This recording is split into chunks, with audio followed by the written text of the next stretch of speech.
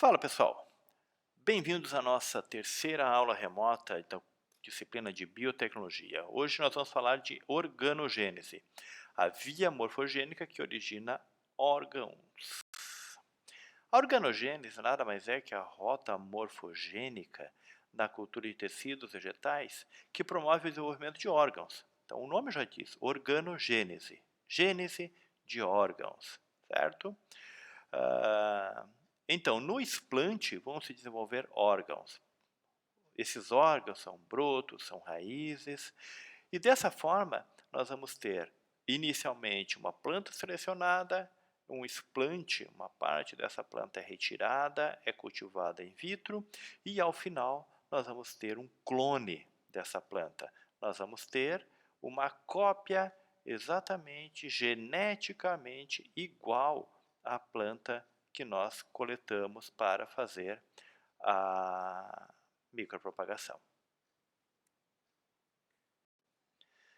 O objetivo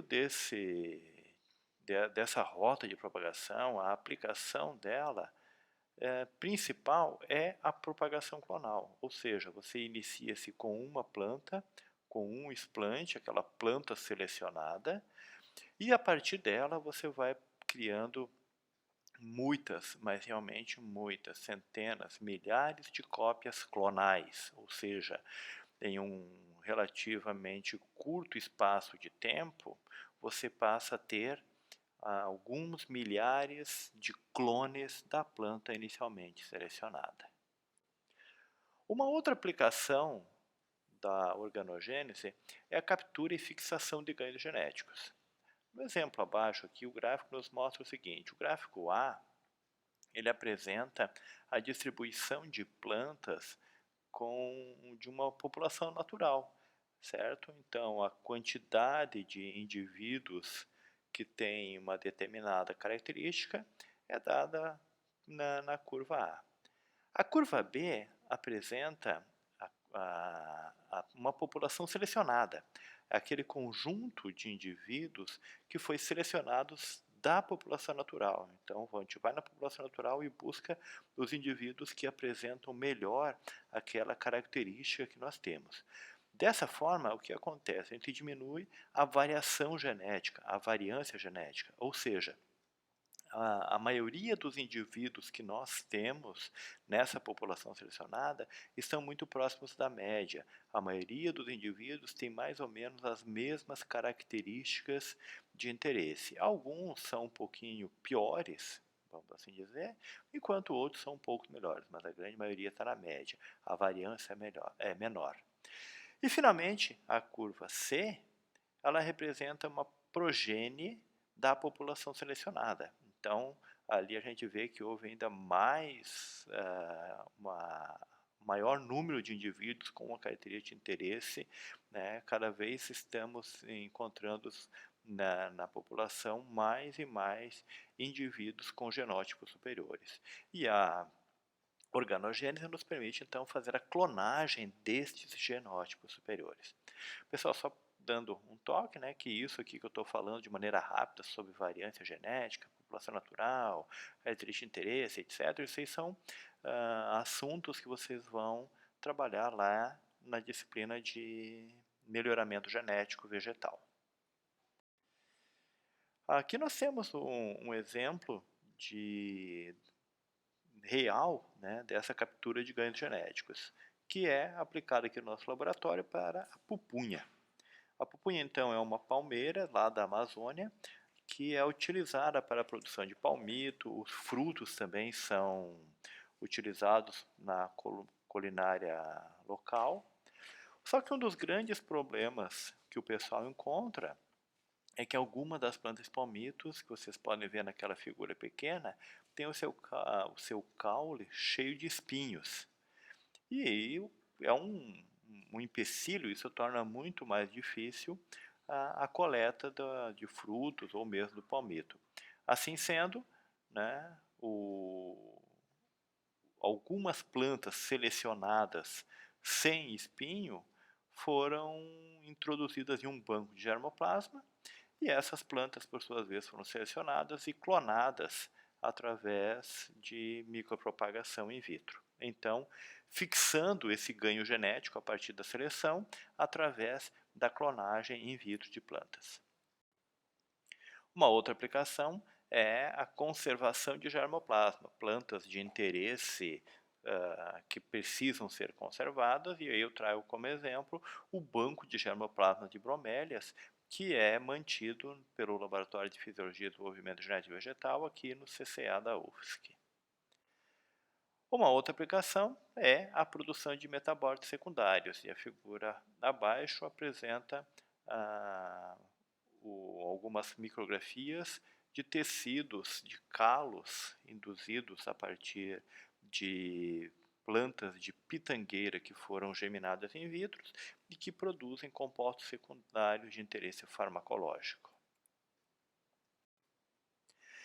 Bom, a organogênese, para organizar o processo todo, ela é dividida em alguns estágios, certo? E nós vamos agora, então, dar uma olhadinha em cada um desses estágios e o que são esses estágios e quais as suas peculiaridades. Para iniciar a organogênese, nós precisamos, inicialmente, escolher qual é a planta matriz que nós vamos coletar o material e quais os cuidados que são necessários para com essa planta. Então, as plantas matrizes normalmente são plantas que estão a campo, então elas estão expostas a condições diferentes que podem influenciar muito no seu desenvolvimento. Então elas podem receber mais ou menos luz, elas podem passar por períodos de calor ou de frio, o vento, pode ter patógenos, herbívoros, os nutrientes do solo vão interferir no desenvolvimento dessa planta. Então, ao se buscar o material para a micropropagação, a gente tem que selecionar a planta matriz, que deve, primeiro, obviamente, ter as características desejadas.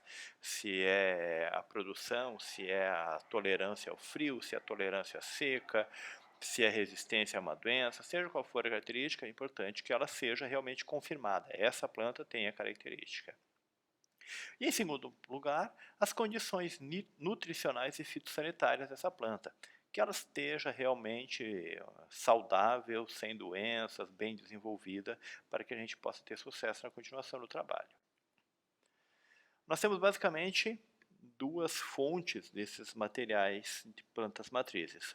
Uma são plantas cultivadas em fitotron, que são espaços, salas de crescimento, nos quais a gente cultiva as plantas com o controle da temperatura, da luminosidade e da umidade relativa. Então essas plantas possuem as melhores características para o cultivo in vitro, por quê? A gente pode, a partir do controle da luminosidade, estimular o estiolamento das plantas. Estiolamento, lembrando, é aquele crescimento preferencial do caule que se alonga em função da falta de luz. Esse estiolamento permite que a gente tenha, assim, maior quantidade de explantes, uma maior quantidade de gemas, maior quantidade de material para introduzir.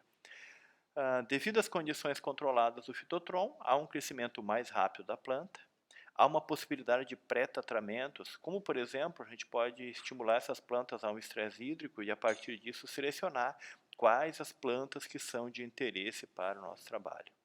E a gente pode também estimular as condições fitossanitárias adequadas, como, por exemplo, fazer um tratamento com fungicida. Dessa forma, as plantas já estarão mais limpas, mais saudáveis para o momento de coleta dos explantes e introdução in vitro. A outra fonte de origem material são bancos de germoplasma que estejam sendo mantidos na natureza mesmo, ou em casa de vegetação. A gente tem aí a foto do banco de germoplasma de pupunha, do INPA, em Manaus, e também a coleção de germoplasma de bromélias, mantida pelo FDGV, aqui em Florianópolis. São dois bancos de material que podem ser utilizados para a micropropagação dessas plantas. Após coletado o material, escolhido a melhor planta matriz, o melhor material, a gente passa para o estágio de desinfestação dos explantes. O que são explantes? Os explantes nada mais são do que segmentos, pedaços da planta que serão utilizados para a gente fazer a micropropagação, para induzir a organogênese. Então ali a gente tem a primeira foto, um ápice caulinar, um segmento nodal com duas gemas ali em cima que foram colocadas in vitro, as folhas já são desenvolvidas e afinal ali temos uma planta já em aclimatização. A figura ao meio mostra uma plântula que foi retirada do solo, tem até as raízes, mas ela foi cortada transversalmente e depois longitudinalmente, dando origem a dois explantes. A terceira figura tem uma outra plantinha também, que foi recortada, tirada as partes que não eram de interesse, e o segmento internodal utilizado como fonte de explante para a produção de novas plantinhas. Esse explante precisa ser desinfestado, precisa ser limpo. Por quê? Porque sobre ele vão ter uma porção enorme de micro-organismos, fungos, bactérias principalmente. Tá? Aí a foto mostra uma micrografia de uma folha, onde tem ali o estômato, né?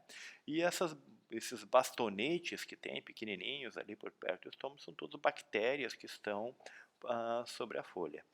Se a gente utilizar esse material como explante, as bactérias e esporos de fungos que eventualmente estejam ali vão se desenvolver melhor até do que a própria planta, vão crescer e vão tomar conta do meio de cultura. Elas vão crescer mais do que a planta, vão competir por nutrientes e podem até mesmo matar a planta em função de substâncias produzidas por esse micro-organismo. Então a gente precisa desinfestar a superfície do explante para remover esses micro-organismos.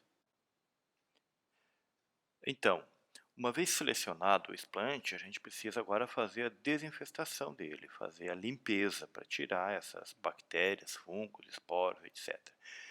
Existem diferentes possibilidades, existem diferentes compostos que podem ser utilizados. O mais comum é a combinação do álcool etílico 70% com o hipoclorito de sódio. Então, primeiro faça uma lavagem com o álcool etílico 70%, por 1 a 5 minutos, mais ou menos, e depois passa para um novo frasco com hipoclorito de sódio, com concentração de 0,5 a 5%, por temporação de 5 a 30 minutos. O álcool etílico, a concentração utilizada sempre será os 70%, mas o hipoclorito de sódio, a concentração vai depender muito do material que você vai usar. Por exemplo, a desinfestação de um embrião, o embrião é mais sensível do que se for desinfestar a semente como um todo. Uma folha, ela é intermediária entre o embrião e a semente. Então, o tempo de exposição e a concentração vão ser dependentes do material que você quer desinfestar.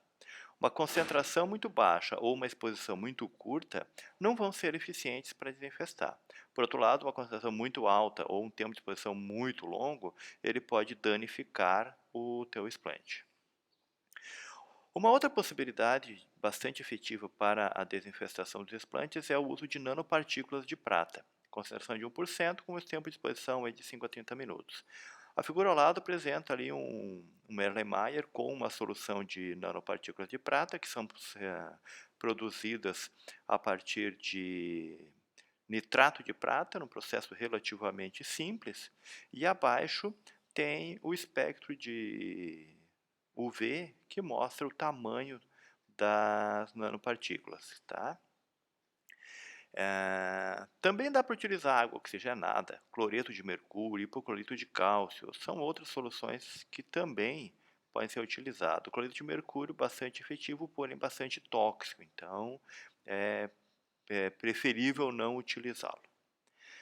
Além de utilização desse composto, a gente costuma colocar umas gotinhas de detergente ou surfactante para que quebre-se a tensão superficial da água. Tensão superficial é essa propriedade da água que forma como se fosse uma camadinha na superfície que permite, por exemplo, que um inseto fique pousado ali sem afundar. Então, Essa camada superficial, essa tensão superficial, também é responsável pela formação das gotículas de água. E dentro dessas gotículas podem estar micro-organismos, podem estar os esporos. E aí, o composto desinfestante não vai conseguir entrar em contato com o micro-organismo. Então, o uso do surfactante ou do detergente vai fazer com que haja uma quebra dessa tensão superficial e, com isso, o composto desinfestante vai entrar em contato com os micro-organismos e fazer a devida desinfestação. Um problema que a gente não consegue resolver são os micro-organismos endofíticos, fungos e bactérias que vivem dentro da planta. Na primeira figura vocês veem aí uma micrografia que é feita com microscópio de fluorescência e o que está em vermelho são os tecidos da planta. E o que está em amarelo são micro-organismos, bactérias que vivem dentro do tecido, no meio do tecido da planta. Então, esses micro-organismos dentro da planta a gente não vai conseguir retirar com uma lavagem superficial. Algumas vezes eles acabam saindo de dentro da planta e vão para o meio de cultura. Então, a foto ao lado mostra uma placa de Petri com segmentos nodais de pitangueira. São explantes de duas plantas diferentes. Os de baixo, vocês observam ali que tem 2, 4, 6, 8 explantes que não estão contaminados, eles são de uma planta, eles estão limpinhos ali, bonitinho. E acima tem as 5 ou 6 explantes que estão todos eles cheios de fungo ao redor. Então, a outra planta que foi colocada junto na mesma placa, os seus explantes, ela tinha os endofíticos e esses endofíticos acabaram saindo do tecido e passando para o meio de cultura e se alastrando ali. E esse material ali contaminado foi perdido, né? A gente consegue recuperar o material de baixo, passa para um novo meio de cultura, que aí ele continua se desenvolvendo sem maiores problemas. Bom, falando então da organogênese mais diretamente, o que é a organogênese? É a formação e o desenvolvimento de eixos coronários monopolares. Na aula anterior, quando eu falei do desenvolvimento da planta, eu falava de formação a partir da germinação, né, da fecundação. A fecundação, aquele ovo começava a sofrer divisões e forma uma estrutura bipolar, com um polo radical e um polo apical. Pois bem, na organogênese nós temos a formação de uma estrutura monopolar, ou seja, vai se desenvolver um polo por vez, ou o polo apical ou o polo basal, que é o radicular. Organogênese, o nome diz isso, né? Gênese, que é a formação, e organo, que vem de órgãos. Então, organogênese é a formação de órgãos vegetais nos explantes. Ela pode ser de duas formas, direta ou indireta. A organogênese direta, os órgãos, as gemas e folhas ou raízes são formadas diretamente no explante. É tratado esse material, né, com hormônios e os órgãos vão sair diretamente do explante. Na figura, então, vão nascendo brotos, nascendo raízes e até mesmo nascendo uma flor diretamente do explante. O explante colocado no meio, sobre o meio de cultura, e ali se desenvolvem os órgãos. Organogênese direta. A outra forma é a organogênese indireta, na qual formam-se calos antes de formar órgãos. Os calos são tecidos indiferenciados, são massas celulares que não são nenhum órgão específico. Então formam-se esses órgãos, esses tecidos indiferenciados nos explantes, e depois é que vão se formar os órgãos a partir dos calos. Tá? Esses calos, esse conjunto de células é bem compacto e tem as células com características de ter grandes vacúolos e paredes mais espessas, certo? Então a figura ali mostra um calo branco que se desenvolveu, aquela massa celular ali desenvolvida em cima do explante, e posteriormente os brotinhos que se desenvolveram a partir desse calo. Então, indiretamente, né? Primeiro forma o calo e depois os órgãos. Organogênese indireta. Como eu falei, né, o que vai fazer, o que vai estimular a produção de órgãos são os hormônios vegetais ou reguladores de crescimento. A diferença entre o termo hormônios vegetais ou regulador de crescimento é a seguinte: os hormônios vegetais são compostos naturais, encontrados nas plantas mesmos, que têm a função de regular o desenvolvimento. Já os reguladores de crescimento são substâncias sintéticas, não são produzidas pelas plantas. São outros compostos, mas que têm a mesma capacidade bioquímica de fazer as ligações que os hormônios fazem e acabam, dessa forma, mimetizando os efeitos hormônios, ou seja, estimulam o desenvolvimento da mesma forma que os hormônios. Reguladores de crescimento são, então, sintéticos. Hormônios vegetais são, então, naturais. A gente pode também chamar todos eles de reguladores de crescimento, porque tanto o natural quanto o sintético vão fazer esse controle do crescimento, vão fazer a regulação dos processos de desenvolvimento da planta. Os principais grupos de hormônios que a gente vai utilizar na organogênese são as citocininas, que promovem a formação de partes aéreas na planta, as auxinas, que induzem a formação de raízes na planta. O etileno a gente não utiliza, mas ele é importante porque ele é produzido pela planta. Ele é produzido naturalmente pela planta. Ele é o único hormônio gasoso conhecido. E ele induz a senescência, ou seja, o envelhecimento das folhas. E ao gerar esse envelhecimento, ele dificulta a morfogênese, ele dificulta a produção de órgãos. E tem também o ácido abscísico, que é produzido pela planta também, conforme ela vai envelhecendo, e ele inibe o crescimento. Ele também vai deixando a formação de órgãos mais difíceis. E ele também é utilizado numa outra estratégia, numa outra rota morfogênica, que é a embriogênese para a maturação dos embriões. Mas no momento nós vamos falar do ácido abscísico como um inibidor do crescimento na organogênese. Em 1955, Skug e Miller fizeram um estudo com auxinas citocininas em segmentos de tabaco e demonstraram que o balanço entre auxina e citocinina é que coordena a resposta morfogênica, ou seja, o quanto de auxina e citocinina você coloca no meio de cultura é que vai dizer o que vai acontecer, que órgão que vai se formar. Então, quando a gente tem no meio de cultura uma concentração maior de auxina e menor de citocinina, tem os dois, mas tem mais auxina do que citocinina, vão nascer raízes. Quando a gente inverte essa condição e diminui a auxina e bota mais citocinina, ou seja, quando tem mais citocinina do que auxina, a gente tem a formação de brotos, parte aérea. E quando coloca os dois hormônios, auxina e citocinina, com a mesma concentração equimolar, com a mesma quantidade, a gente não tem nem a formação de raiz, nem a formação de broto, mas a gente tem sim a formação de um calo, a formação de uma estrutura indiferenciada. Essa formação de calo, na verdade, com a concentração igual de auxina e citocinina, ela acontece quando a gente está falando de plantas dicotiledôneas. Para plantas monocotiledôneas, é preciso um pouquinho mais de auxina. Você precisa usar mais auxina do que citocinina. Esse balanço aí de auxina e citocinina, ele varia um pouco de planta para planta, certo? Mas em linhas gerais a gente usa esse padrão. Mais auxina forma raiz, mais citocinina forma broto. E uma concentração equimolar de auxina e citocinina vai formar calo. Bom, se a gente já conseguiu o material, já desinfestou o explante, a gente vai passar agora então para colocar esse material in vitro. E estamos então entrando no estágio 2, que é a indução e multiplicação in vitro dos brotos. Formação de brotos, nós vamos então trabalhar com o hormônio do grupo das citocininas. É o principal componente que controla o desenvolvimento de brotos.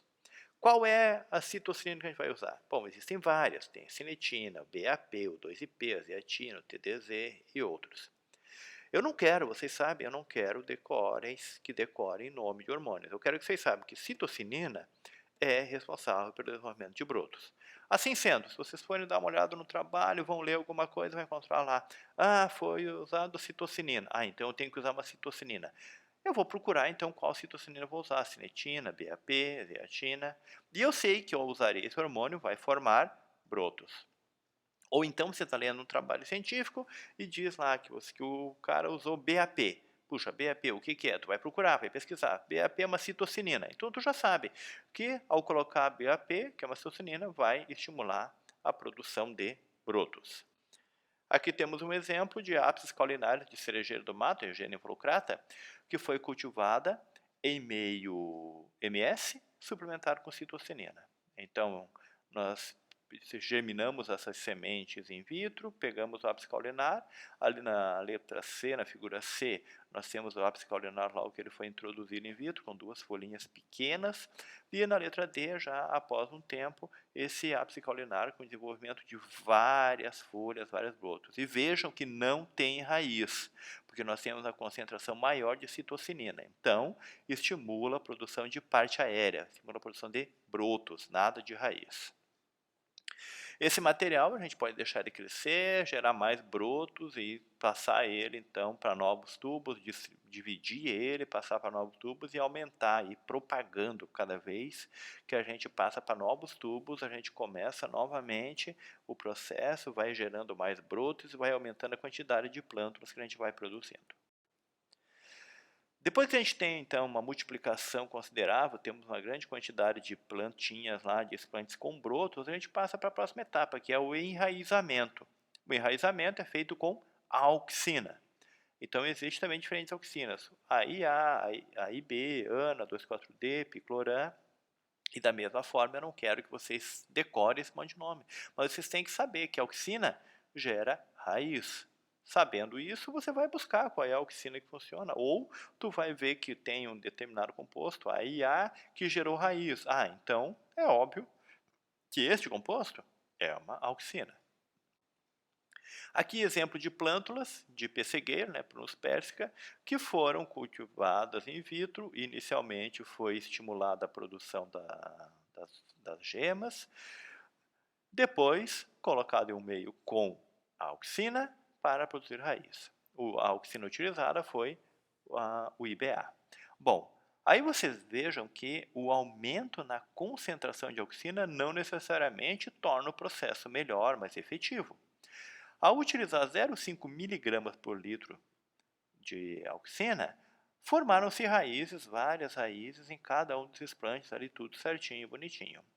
Quando essa concentração foi maior, foi 2 mg por litro, 4 vezes mais hormônio, o que formou não foi necessariamente raiz, formou uma bola, formou ali um calo, formou uma estrutura calosa e poucas raízes se formaram nas plântulas.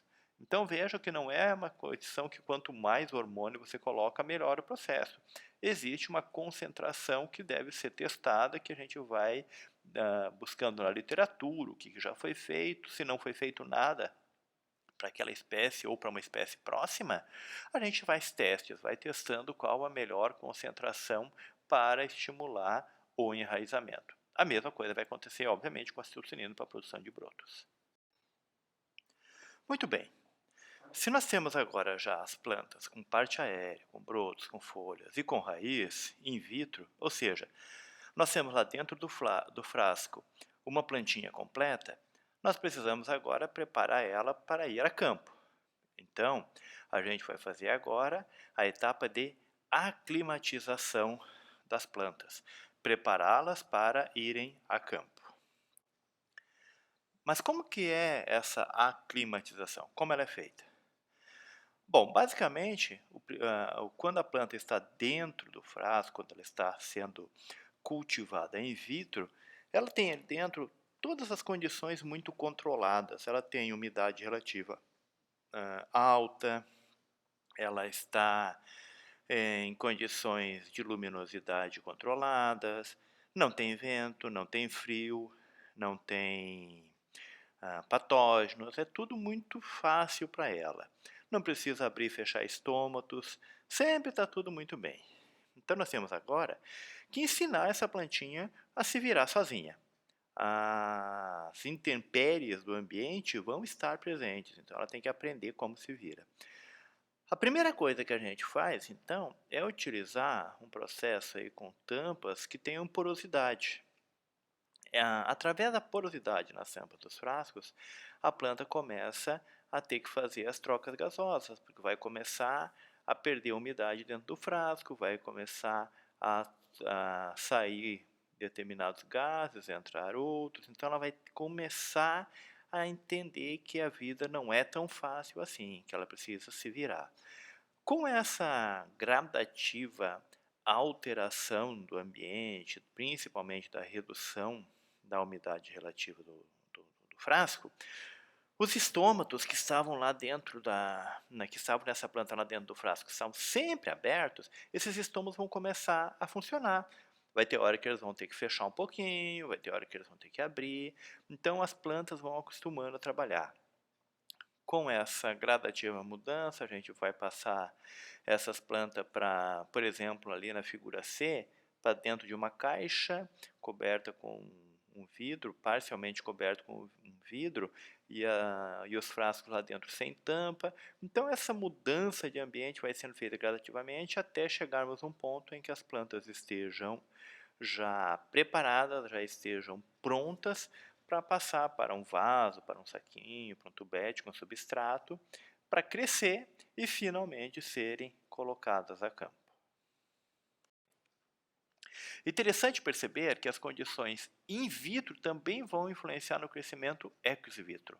O processo in vitro, as concentrações, as quantidades, as condições vão também interferir depois que a gente tira ela.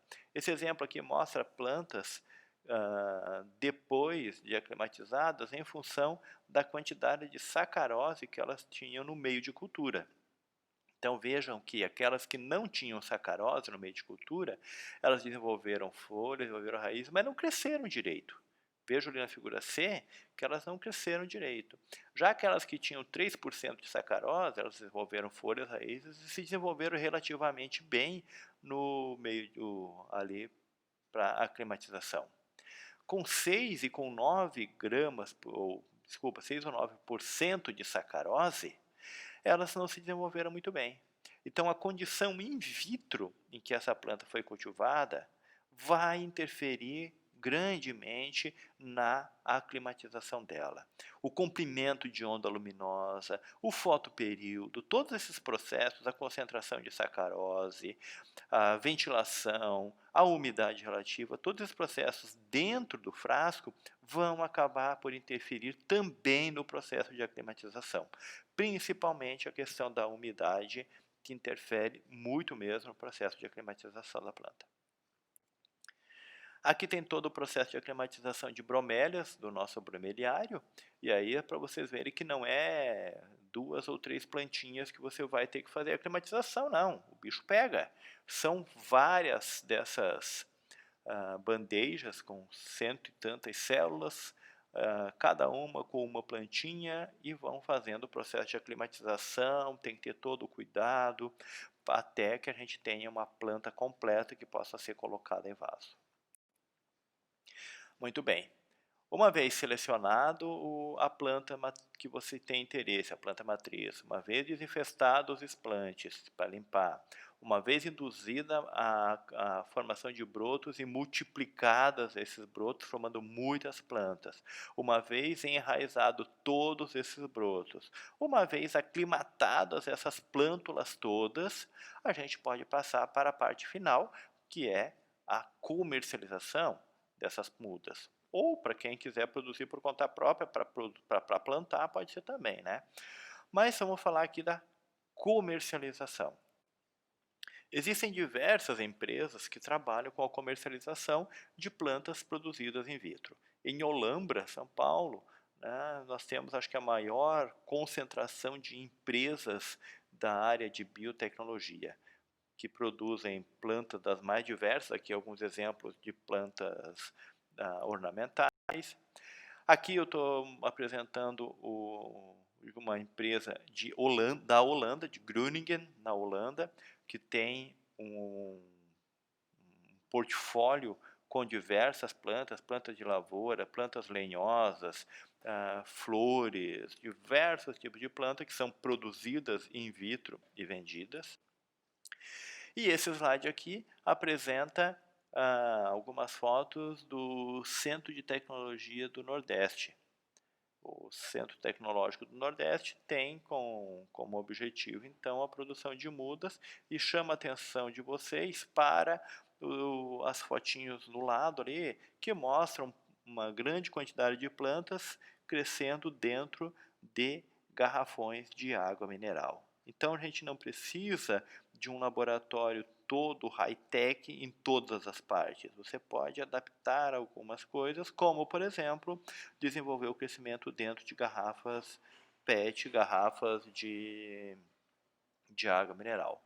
Isso aí a gente já fez aqui no nosso laboratório e funciona muito bem. Faz uma boa desinfestação das garrafas, mantém todo o cuidado da limpeza e funciona muito bem mesmo. Bom, resumão da aula então. A organogênese gera brotos e raízes, gera órgãos das plantas e é promovida pela adição de hormônios ao meio de cultura, os reguladores de crescimento. Ela pode ser direta, quando o órgão surge diretamente no espanto, ou indireta, quando primeiro surge um calo e os órgãos vão surgir a partir do calo.